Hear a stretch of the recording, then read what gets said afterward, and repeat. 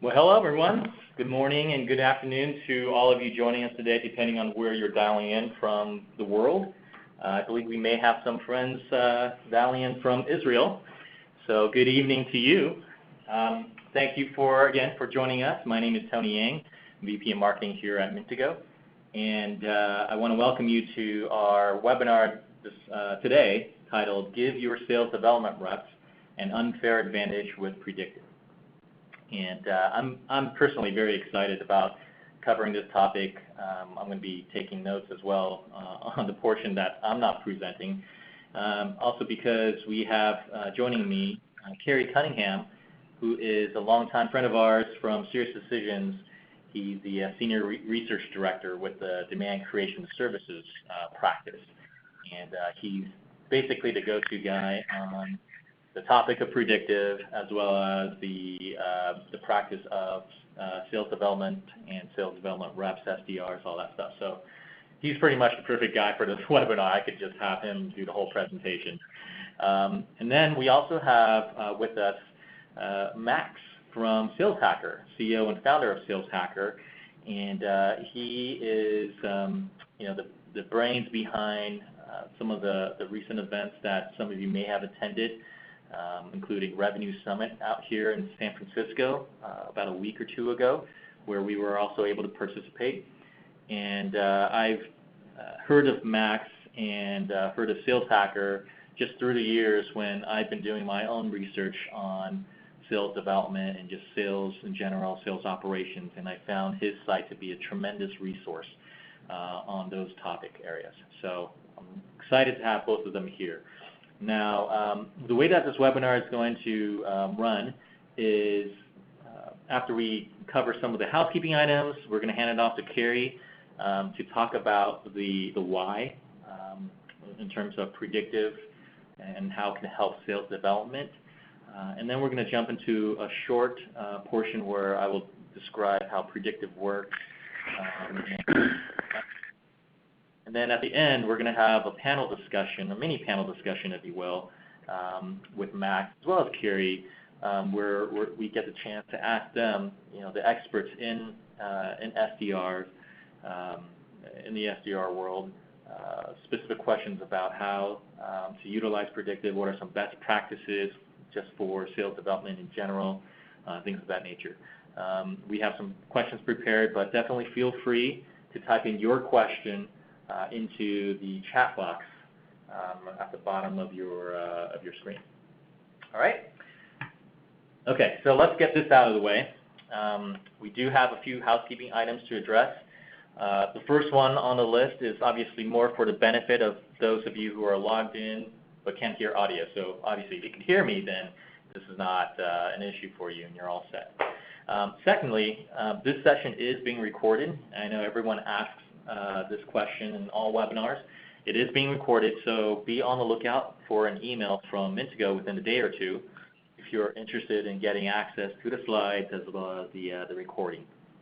Lastly, as I mentioned, we will have some time at the end for Q&A as part of the panel discussion. So type in the questions you have in the chat window at any time during the course of the presentation. All right, so let me hand it over to Kerry. Kerry, why don't you take it away? Thanks, Tony. Appreciate it, and thanks for having us. As Tony mentioned, I am very passionate about both of these subjects. I think there are two great tastes that go great together, so happy to be talking about them. The title of this talk is How Predictive Gives LDRs. We use the term LDR, SDR, BDR, MDR, all really the same thing. How it gives them an unfair advantage.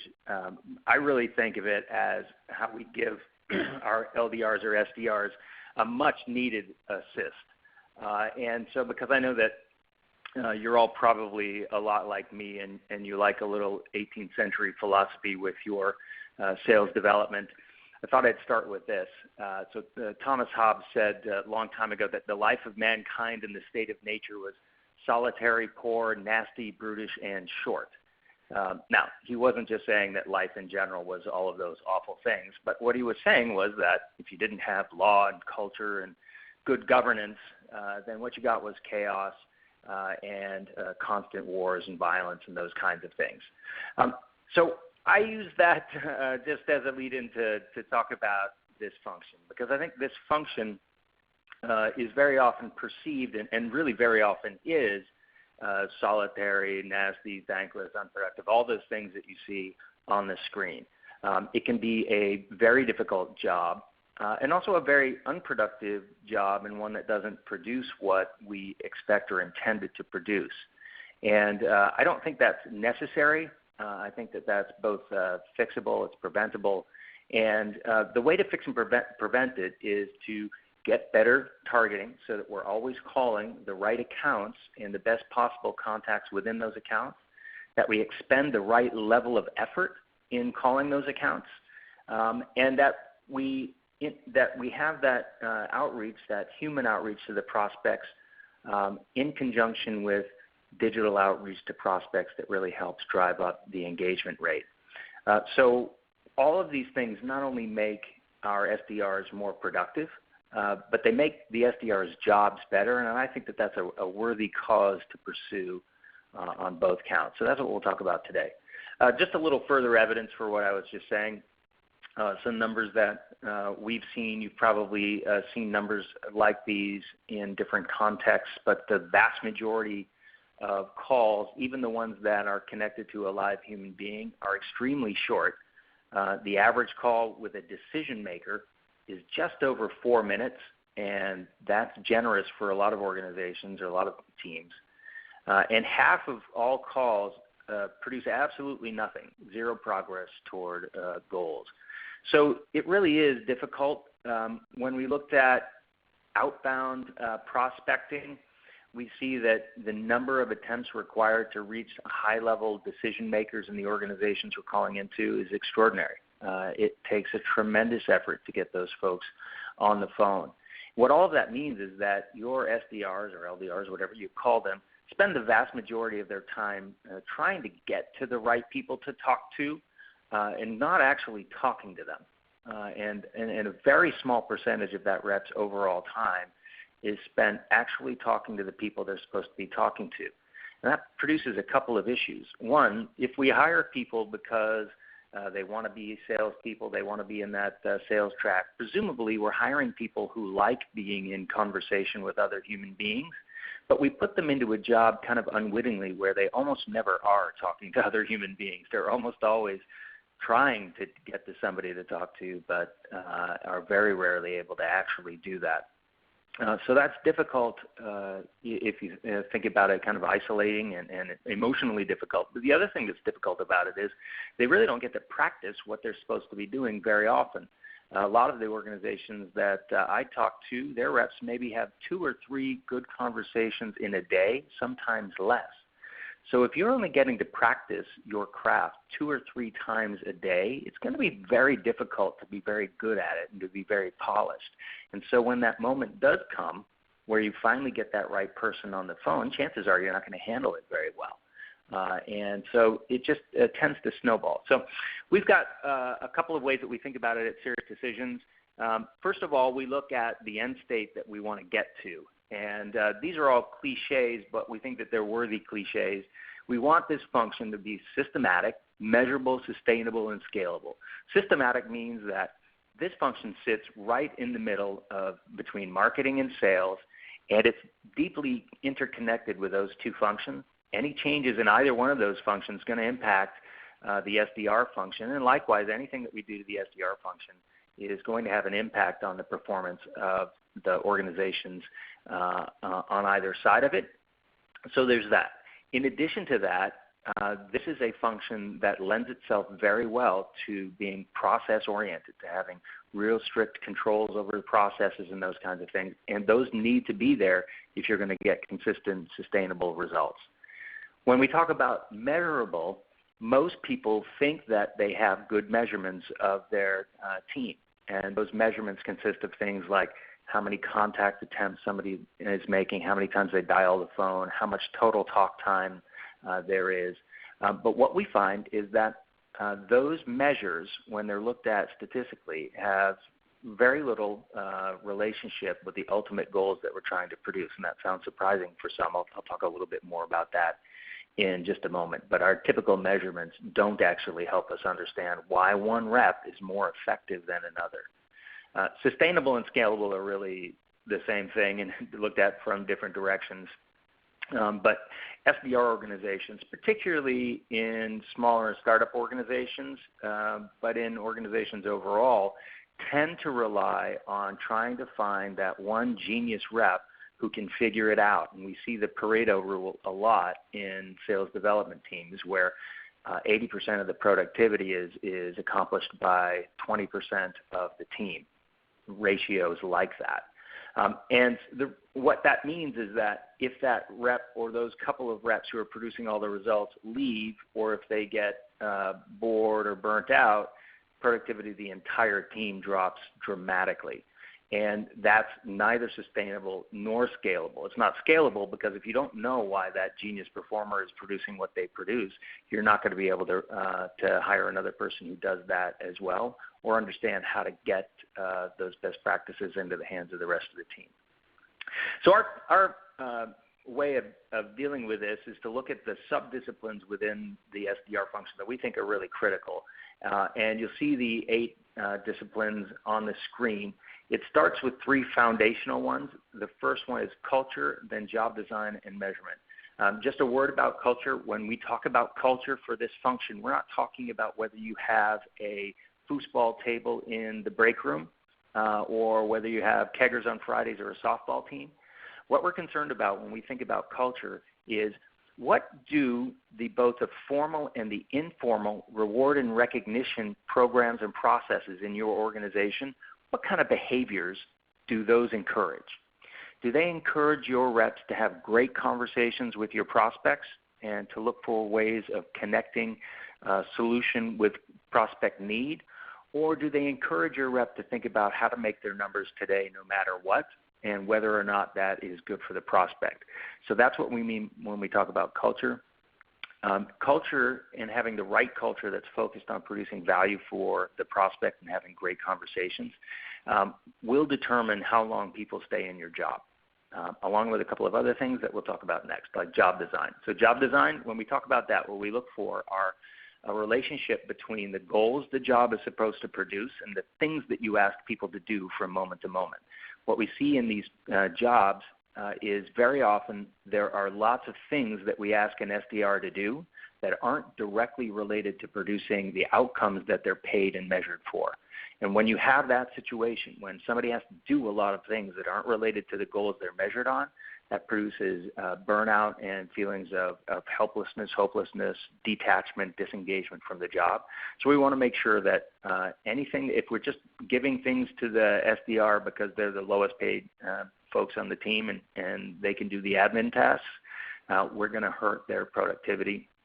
We're going to hurt their longevity. The other piece of job design that's really critical is variable compensation. Variable compensation for SDRs is generally handled as a mini version of a sales rep compensation package. That doesn't usually work particularly well, and especially not when there are long sales cycles. So when you have a long sales cycle and the SDR produces a lead that's sent to a sales rep and then 6 or 8 or 9 months pass before something happens, turns into revenue, paying your SDR for that revenue, it will come as a Christmas bonus to them. It will not motivate the behavior that you want. It's just too far removed. So what we really want to do is pay the rep for producing an outcome that is as close as possible to that ultimate outcome we want, but doesn't take 8 or 9 months to produce. For us, the best thing for that is usually when that lead hits pipeline, pay the SDR who produced it and then give them another little bonus down the line if you like, if that turns into revenue. Measurement we talked about for a second. So measurement, what's really important here is that we have a measure that distinguishes why one rep is productive and another one is not. Simply counting the number of times that reps dial the phones does not give you that. Counting the amount of time a rep spends on the phone, surprisingly, does not give you that. A little hint here for folks, if you look at the number of calls that a rep has in a day that are longer than about 3 minutes, you'll begin to see which reps are most productive. The reps who are most productive are the ones who are having the highest percentage of those calls between 3 and 4 minutes or longer. So that's the foundation for your team. And once you've set up the culture and designed the job in a rational way, once you know how you're going to measure reps in a way that's going to be diagnostic and that you can take action on, now you know who you need to select to put on the team, how you need to train those people. So you shouldn't design a training program until you know what kinds of skills and abilities the people you're going to hire are going to have when they arrive, and which are the ones that you're going to have to give to them once they do get there. So that's development. We're going to spend the rest of the time today talking about execution and targets. Execution, what do we do when we're actually making contact attempts, making calls, sending emails? What cadences do we have? What do we say? How do we know what to say? And then targets. How do we know that we're calling the right accounts? Absolutely critical. And how do we get as close as possible to the right contacts so that all of the effort that your reps are putting in is well spent? So that's where we're going to spend most of our time today. And then there's a layer of management that sits on top of all of that. And the job of the management structures is to notice when all of this great machine that we built is not running according to plan, to notice that in advance before performance is impacted, and then to do something about it. All right, so that's the 8-factor model. There's a lot that goes on underneath each one of those, but if you look after each one of those factors, you'd be a lot better off. All right, so talk a little bit about how this function has changed since I started working with SDR teams 20 or so years ago. And we look at it in across 4 phases: planning, preparation, execution, and optimization of the function. And so back in the old days, and for many organizations still, there's a very poor job of target selection. Very often it's left up to the reps to choose their own prospects to call into, or maybe they'll ask sales to provide them a list. Very often the targets that they're calling into aren't well fitted to the goals. In other words, we've got goals to sell into large enterprises, but our reps are picking off smaller companies to call into because they find it easier. So that doesn't work too well. Roll your own messaging and contact strategies. I can't say probably 75-80% of the organizations I work with allow their reps to decide what they'll say when they talk to prospects, and then how often they'll call prospects, and they don't set up strategies in advance. That's a huge mistake. Execution. So one of the biggest sins, I think, in all of B2B is that we spend a lot of money to generate leads through marketing. Those leads get scored largely based on the account and how much we like that account. We send that lead to a telequal rep who calls that prospect 6 times, doesn't reach that one individual, never tries anybody else, and then marks the lead as disqualified or did not respond. So when we know we want to sell into an account, treating that account as a person doesn't work very well. It doesn't make a lot of sense. And then optimization, management by anecdote is absolutely the most common way that we see this. So-and-so just got a great lead and they said X, Y, and Z, so let's have everybody say X, Y, Z from now on. That's not a particularly scientific approach and usually leads to a lot of random activity. What could we be doing? Well, what we could be doing, particularly when we employ predictive analytics across a few different functions, is one, doing a lot better job of selecting accounts and targets. We can also drive outreach to prospects across multiple channels and using cadences that are designed to optimize output. And then what I think is extremely important is helping your reps with both messaging, what they're going to say to prospects, and optimizing the number of contact attempts they're going to make and the pacing and performance of those. All right, so let's look a little bit about a couple of these things. First thing is, even if nobody responds to your display advertising or the emails you're sending to them, all of the data from typically from B2C, but all of the data about human beings suggests that when we're just exposed to a brand name of any kind, we're more positively disposed to that brand, at least in the short term. So if I see your brand and I don't even notice that I've seen it, I'm going to have a more positive feeling about it. There's evidence to suggest that that means that I'm more likely to actually take a call from you as well. The evidence here is, again, primarily from B2C, but we think that it probably applies equally well here.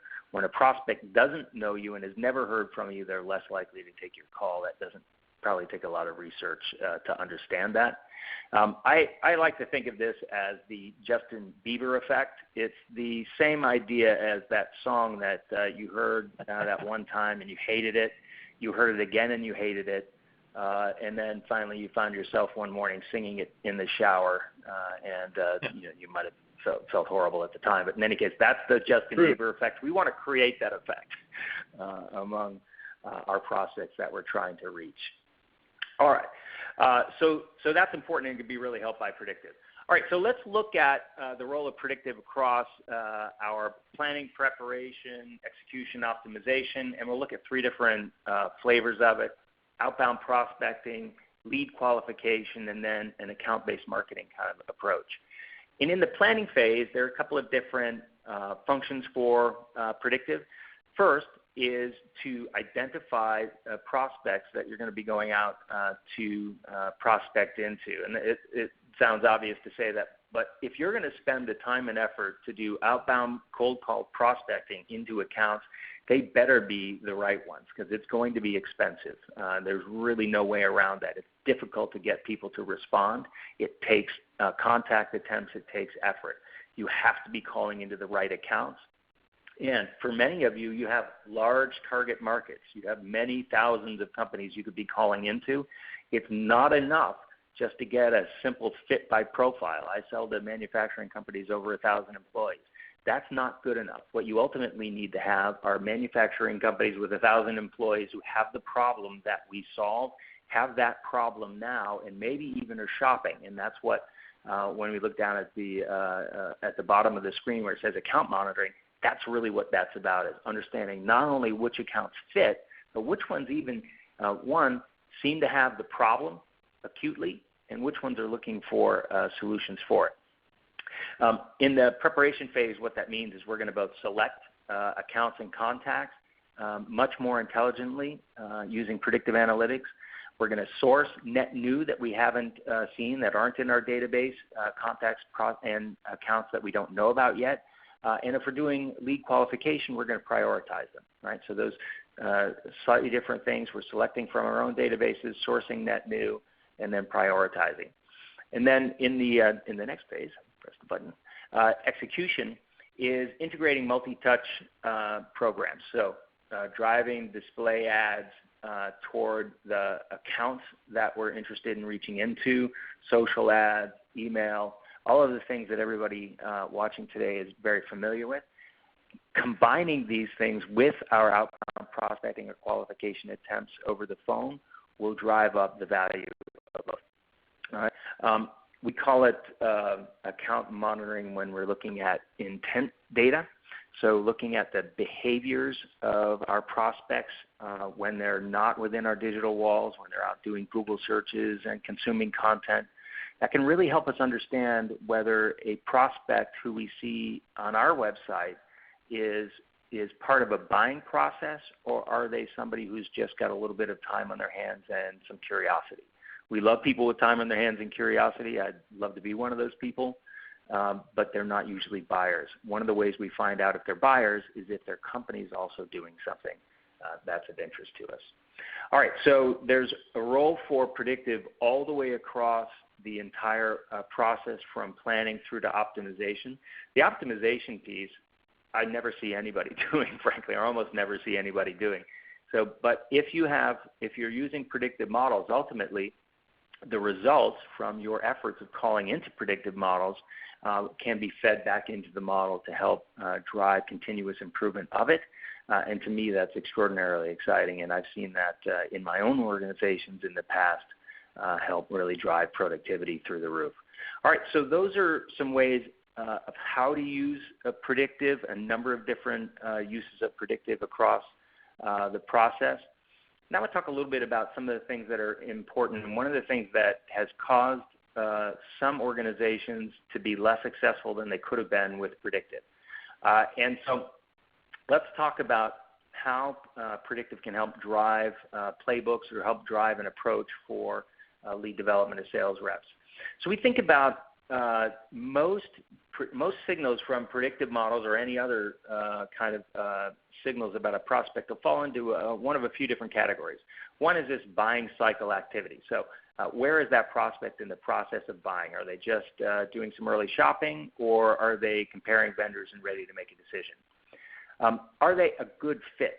Right? So what do we know about them firmographically? What do we know about the people, their demographics? What do we know about their needs? Is their need a great fit for our solution? Third factor, interest. All right? So how much interest have they shown in us? This is usually what shows up in marketing automation platforms when people consume our content. And then business drivers. So what kinds of drivers are going on in that business that causes this problem to be both urgent and important, or maybe doesn't cause it to be urgent and important? All right, so your reps are always thinking about these things, whether they use these terms or not. And when you think about these things, if from the organization's perspective, you would probably think that an ideal lead has a nice balance of these things, right? They're in the buying cycle, but maybe not too far. They're a great fit. They're interested in us, but that's not the most important thing if we know that they're a great prospect. They've got the right business drivers. That's really important. So that would be an organizational view. And if we thought about the perspective of hiring or finding a long-term client, we'd want to find that. But I'm going to go to a cliched dating analogy here because it kind of works. So if you're looking for a long-term relationship, your 4 factors might be something like, life circumstances. So what's, how's things going with this person's family, other relationships, et cetera. Is this person attractive to me? Is this person interested in me? And then, health and finances. What are the health and financial situations? And if we're thinking about a long-term relationship, you probably want a nice balance of all of those things as well. But if you're thinking about who you want to ask out right now, what most of us would say is life circumstances, who cares? Health and finances, we can worry about that some other time. Hot. Yes, absolutely. That would be something to consider right now. And the other one would be interest. Is that person demonstrating some evidence of being into me? Because that's going to make it much safer for me to ask that person out. So just like when you're thinking about this kind of dating analogy, with salespeople or with SDRs, there are prospects who are comfortable to call now. And those people who are comfortable to call now may have different characteristics than the ones that they actually should be calling, right? And what this means is that, and they're really the same ones. So if somebody is deep in a buying cycle and if they show some interest in me, then if I'm a sales rep, I definitely want to talk to them. They may not be the best prospect from a long-term client relationship, but that's the one that I want to call. Why this is important is that if we leave it up to the SDRs to decide how much effort to apply to calling prospects and which prospects to call, they're going to make decisions that are more based on their current comfort and maybe the very short-term goals of making themselves feel better by having a conversation than they are the long-term goals of the company. I had a conversation like this with a big company just last week where we looked at how they prioritize accounts for the SDR team. Should they prioritize them according to who's the easiest to reach as a contact, or should they prioritize them according to which leads sales is going to want most once they actually do reach the prospect? And of course, ultimately, the answer has to be the second one. You really need to produce the best leads possible, even if they're not the easiest to reach and may be a more difficult conversation now. All right, and so that's a point that I think is really important, and I'll close on that one. if your LDRs are used to receiving leads, say, that come from marketing automation, and what they know about that lead is that lead is interested in us because they've been downloading our white papers and looking at our videos.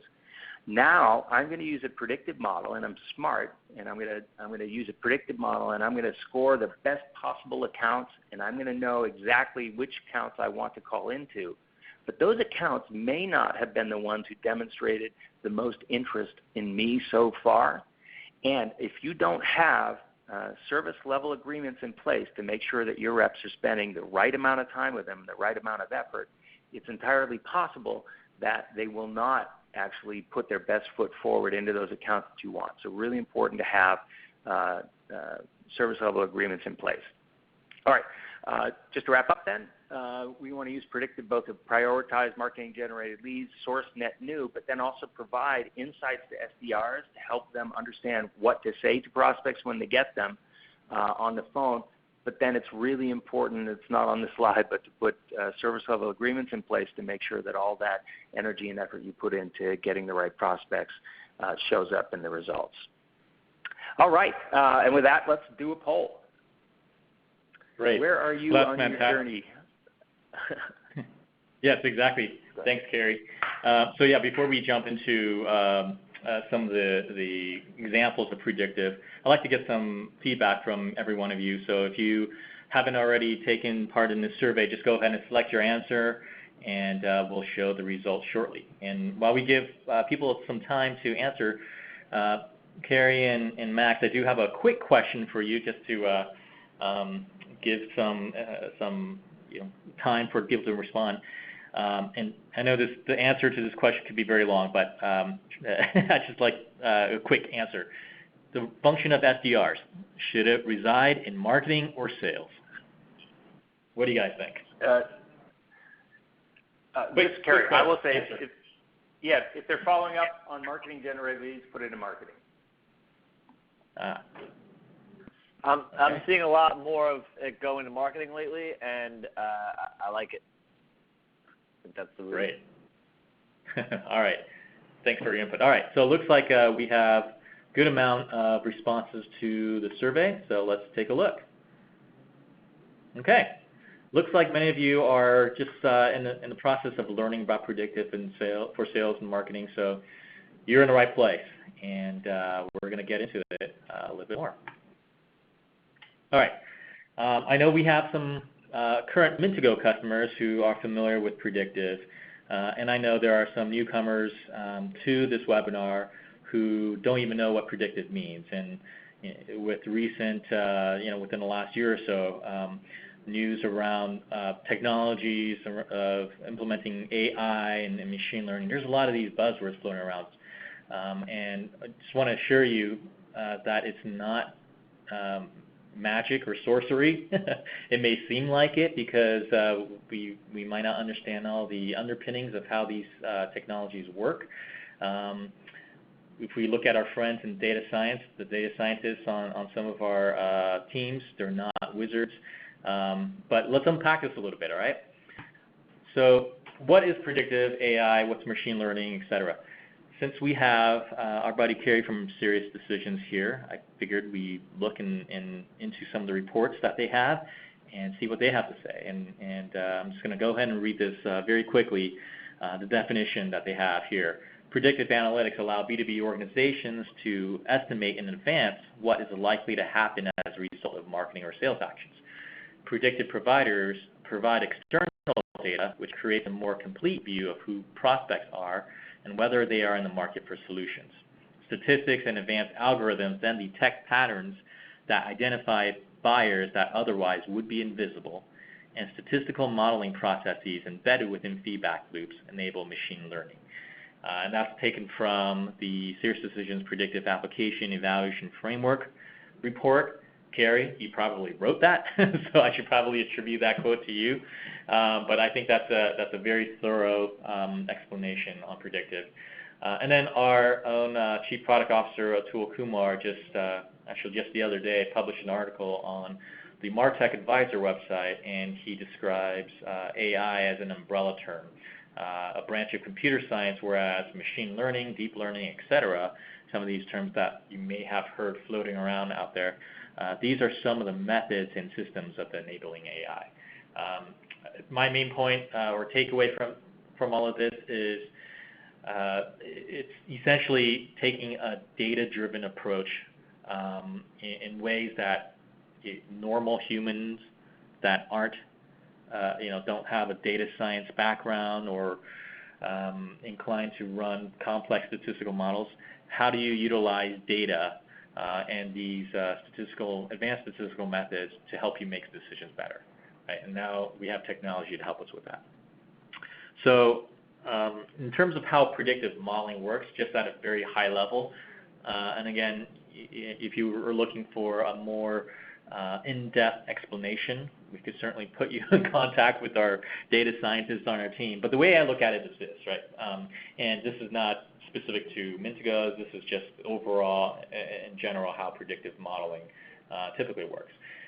We usually take a set of data, a set of records, and most of our customers want to find more potential buyers, right? At the end of the day, and since we're talking about the topic of the SDR functions, we're looking for the best at-bats to generate the best opportunities to close them as customers, right? And so to start off, we have a list of what we call the positive data set. Generally, this is the list of customers that have purchased you from before because you want to find more like them, right? And then you take another data set, which are the unknowns. And generally, these are the prospects found in your CRM or whatever prospect database that you utilize to capture these records. And so what you do is you take these two record sets, and when you run a predictive model, a predictive analytics model on top of these data sets, it looks for two things, or it looks for, I guess, one general outcome, right? And that is, what are the common traits or data points, attributes, data fields, whatever you included in your data set, that the positive set shares that you don't see in the unknowns or prospects. Again, that's a very generalized statement, but that's essentially what the models typically look for. Now, the challenge for many organizations is you only have a limited set of data. And I'm talking about data records because you need a certain amount of records in order to build a robust enough model to see results, reliable results, because if you only have 4 customers and 10 prospects, you can't really run a reliable predictive model on top of such a small data set. What I'm talking about is the amount of data that's available to you about each of these records. Right? Most of us in our CRM systems, for example, we only capture very basic information, either from form fills or from, if we work with a contact provider and we get pretty basic firmographic data, we may only capture a limited amount of information about some of these record sets. Now, as Carrie mentioned, some of the predictive providers out there, one of the things that they can do is bring in additional data points to help you get a better picture. And so these could be signals from the web, such as what kind of technologies certain companies uses, what kind of hiring trends or organizational structure do they have? Do they have financial data, their public company, that's available that you can use for modeling? Carrie talked a little bit about intent data, which is basically people demonstrating interest in certain topics or categories out on the web that you may not have visibility into.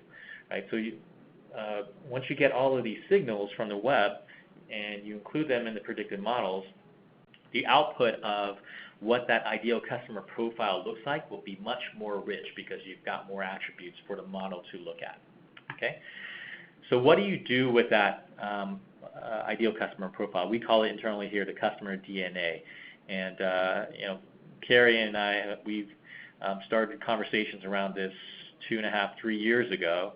And when the market was very young, the first application that we saw was essentially scoring, right? Predictive lead scoring, since we've been talking about up to that point, majority of the time for demand gens around lead gen, MQL, things of that nature, right? So using predictive allows you to do scoring in a more data-driven manner, right? And so in this example, right, if you're running a predictive model, the model may identify attributes that comprise your ideal customer profile, i.e. those that many of your closed-won customers share. It could be things such as, they are over $1 billion in revenue.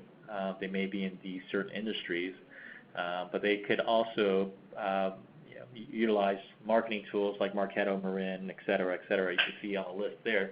And essentially, it gives you a better picture of what your ideal customer looks like. And then what you can do with that profile is then score. In this case, we're looking at companies on the right. If you haven't noticed, they're all fictional companies. Bonus points to you if you know which pop culture reference they're referring to.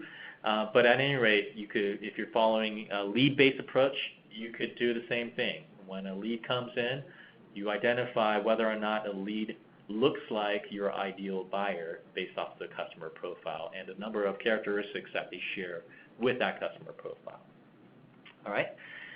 Now, scoring was the first application, and we see a lot of customers achieving success utilizing that in that manner.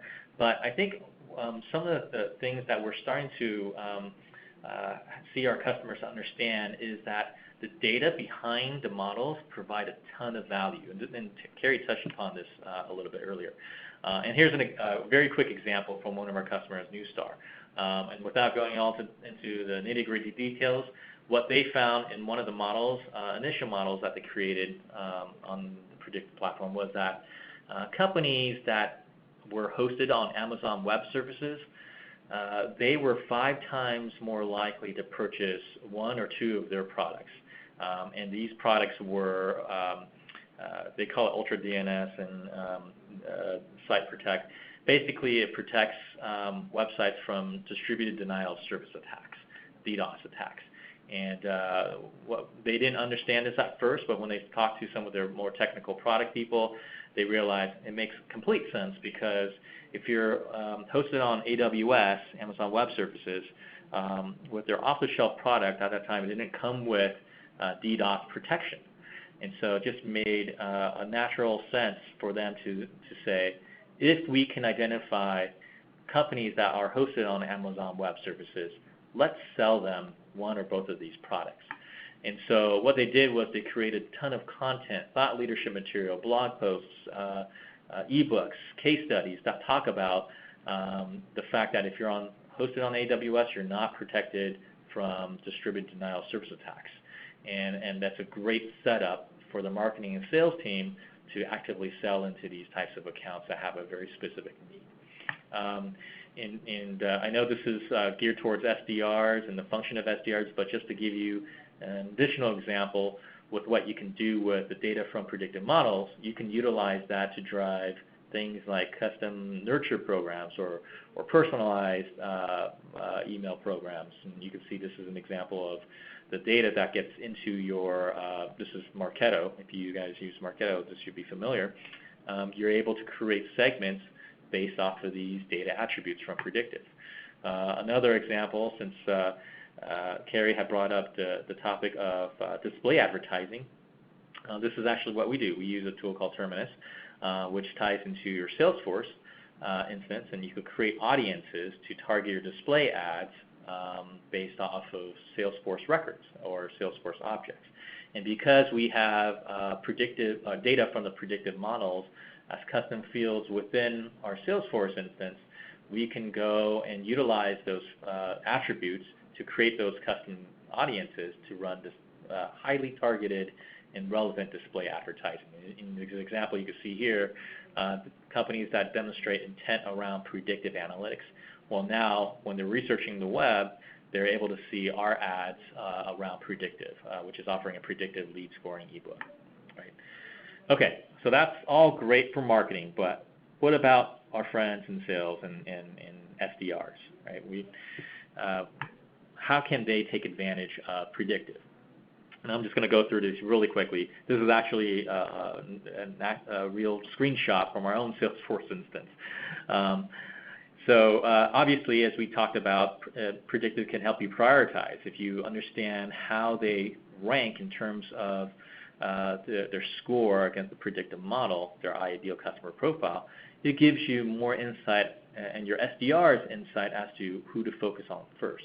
I have a very interesting case study that we heard from our customer from Getty Images, and they shared, I believe, at the last SiriusDecisions Tech Summit. I believe they had a case study there, if memory serves me well. Yeah, that's right.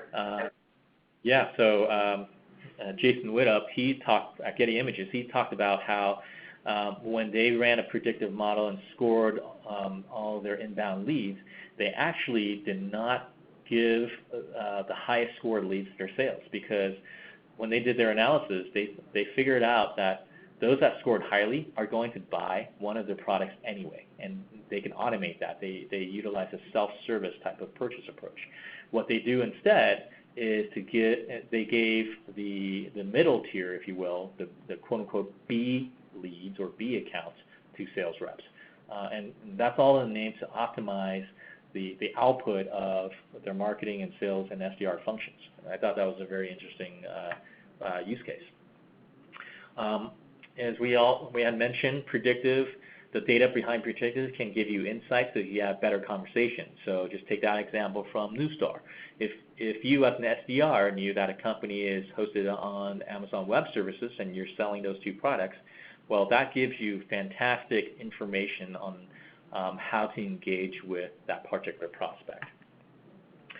Carrie had also mentioned intent, and a very interesting story around intent.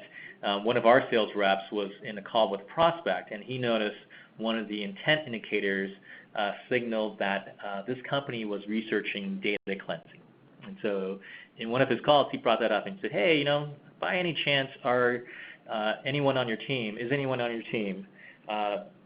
looking into a data cleansing project? And there was a brief period of silence, and one of the, I believe he was a marketing ops person, he spoke up and said, well, actually, we are in the process of figuring out how we could clean our data and our records in our CRM. And so that was a perfect segue for him to dive deep into a more relevant conversation with that prospect.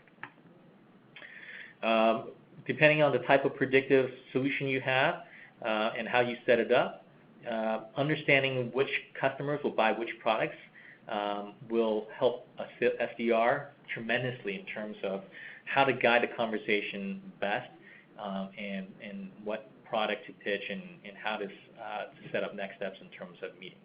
And predictive models can be built to help you understand which product recommendations and bundling to utilize. And then lastly, you can definitely utilize the insights, the data points, and create personas where you can create specific sales plays and coaching videos and anything around sales enablement assets. You can utilize these insights to better arm your SDR team.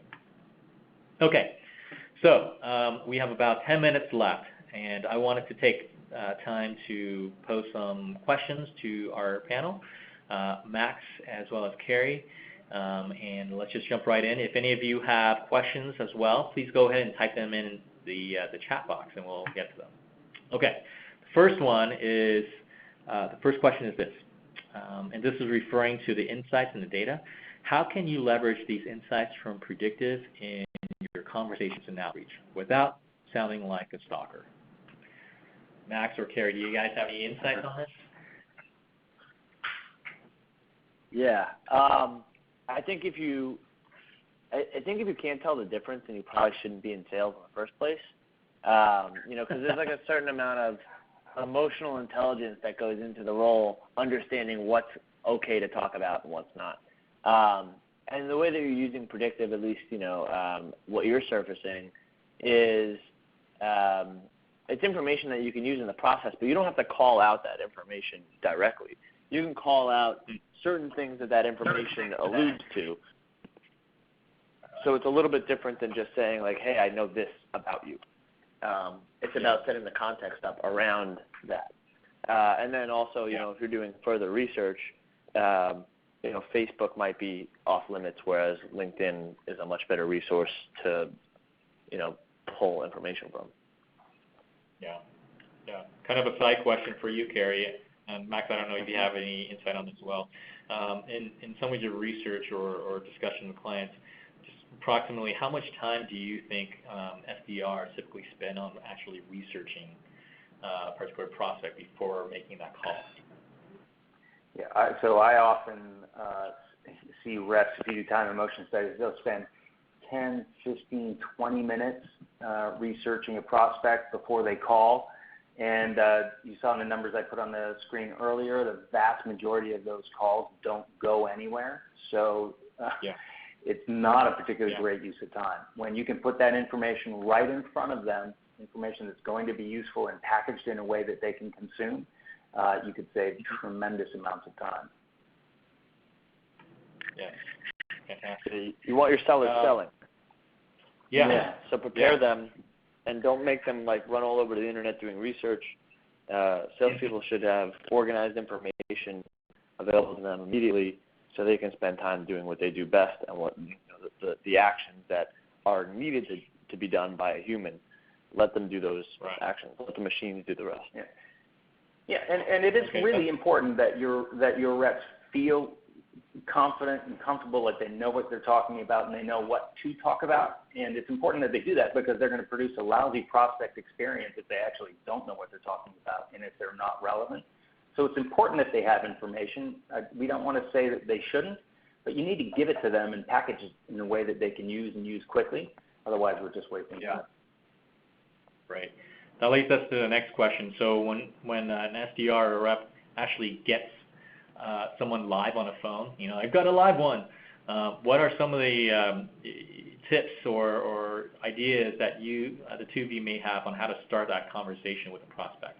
Are there any ice? Yeah, do you mind if I jump in and then I want to hear from Max, but just really quickly, if you're following up on a lead and a prospect has just downloaded a white paper or watched a video or something, here's what not to do. Don't ask them if they liked the white paper or the video. Chances are they don't remember, they don't care, it doesn't matter, and it's not what you want to talk about. You put them in an uncomfortable situation. What you do know is that they're interested in that subject. That's what you want to talk about, and I'd love to hear what Max has to say. Yeah, I think that this is definitely where marketing comes into play, is arming and sales enablement is arming your reps with value-add information that's relevant to the type of person that the rep is talking to. So you can, you know, use that information based on industry or based on what they downloaded. But again, you're not alluding to what they downloaded, or at least not asking them if they liked it, but you're providing value-add information on top of that. So maybe it's something that happened within their industry, or maybe it's something that happened within their company recently that was positive that you want to bring up. But you should have some kind of ammunition in terms of sales enablement material or from marketing that can help you launch into that conversation in a more organic way. Right. Okay. Actually, let me skip to that question. That was one of the questions I wanted to ask you since you just brought that up. What kind of content do you think are most useful for SDRs to have on hand? Yeah, so any kind of articles or any kind of so obviously within the deal, you know, they have their own white papers, they have case studies, they have all that kind of stuff. But I think outside of that, marketing should be figuring out what that segment looks like and what would be interesting to that segment, so that SDRs are reaching out with relevant content. So it could be anything from an article on the industry to something that happened within their company to something that even if you do your research, is something personal or not like Facebook personal, but if somebody has a football team background on their Twitter account or something like that, maybe that's something you can call to. Okay, that's a good tip. Carrie, anything to add here? All right. So what are some creative ways that you think SDRs can successfully connect with prospects outside of calls and emails? Those two seem to be the go-to channels to utilize. And I've seen decreasing, what's the right word I'm looking for, productivity, I guess, out of those calls and emails, just from my own personal observations. What do you guys think are some additional ways that SDRs could be creative in connecting with prospects? You're seeing a lot, like a resurgence of a lot of direct mail companies right now, PFL, Sendoso, and a few others. Yeah. So there's definitely a focus on that. I think the term that I like to use is angles of asymmetric warfare. So, if everybody's trying to get through to that CMO and tell that CMO, and they're all emailing and calling, how are you going to separate yourself? How are you going to set yourself apart, from that? So we're going through the cycle now of, okay, well, everybody was like cold calling was dead, and everybody started emailing, and now people are like, whoa, everybody's got spam folders set up, and everybody's getting a million different emails. So now you're looking to go in through other opportunities, other angles, and it comes full cycle to like sending direct mail again, which was something you did that might have been way more old school. Obviously, social, Twitter and LinkedIn, are good channels. You're seeing a lot of companies now focus on video. It's still through email, but at least it's some kind of other way to get in front of an individual. Right. Yep. Okay. This is Gary. I agree with all of that. Social, absolutely train your reps on social. Don't assume that they're going to do that well. I think that's where we do see a lot of people feeling like they're being stalked was when salespeople hit them up on social without the proper kinds of introductions, either being introduced or connected by a third party, and or providing some value first. So understanding what somebody is interested in and wants to know about, and providing that, even if it's not your sales brochure. Kind of what Max was saying earlier about having understanding, having articles and other things that might be of interest to your prospects. If you can deliver some value and interact with the prospect that way, participate in a conversation that they're participating in, and so get connected indirectly that way, you have a much better chance of actually causing them to ultimately respond to you. The other thing is just do the calls and emails better than you do them today. The main reason most of us don't want to answer the phone or respond to the email is because we are pretty sure it's going to be unpleasant, and it usually is. So don't be that guy, right? So don't ask people about the white paper. Talk to them about their business problems and what they're trying to do, and make it clear that you are calling them in order to try to help them solve some business problems. And if that comes across in your approach, you will be better received.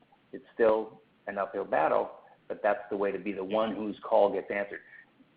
The last thing on this, people want to have a choice in whether they talk to you and when. So, giving people the opportunity to schedule a phone call with you through email, et cetera, use those two things together so that somebody doesn't have to only respond by phone or only by email. Right. All right, so we're out of time, but I do want to hit one last question, and that is this. Many people view the SDR position as an entry-level or early career step to get into sales, right, and account execs to closers.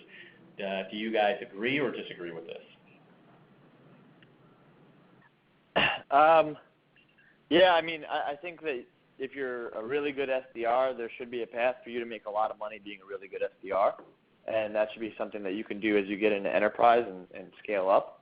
And the best orgs that I see are making that an opportunity for people to be a lifer SDR and make good money doing it. Yeah. 100% agree. All right. Great. So we are out of time, and just to wrap things up, the last slide doesn't want to advance. Okay. At any rate, want to thank both of our speakers, Carrie and Max, for joining us today. It's great to have the two of you as experts on this topic share some of your thoughts. And I want to thank everyone who joined us in this webinar to have the time to listen to us. As just a reminder, as a follow-up, we will be sending out an email containing a link to the recording as well as the slides, probably within a day or so. So just make sure you, if you're interested, be on the lookout for an email from us. Now, the final thing is, if you are interested in getting more great content, you can certainly view the website of SiriusDecisions as well as SalesHacker, saleshacker.com. And definitely reach out to Carrie, Max, and myself if you do have specific questions following this webinar that weren't able to be addressed. Thank you all for joining us, and have a great rest of your day, everyone. Take care. Great. Thanks, everybody. Thank you. Bye.